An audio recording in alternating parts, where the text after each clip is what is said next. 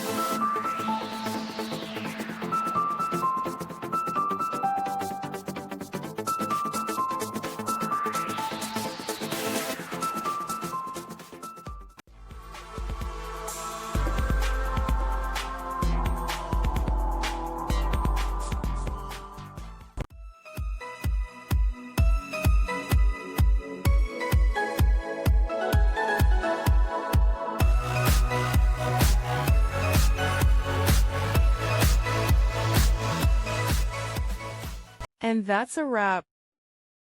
I hope you found the answer you were looking for. If you did, take a second to hit that subscribe button. It really helps out. And let me know in the comments which solution worked best for you. See you next time in the debug zone.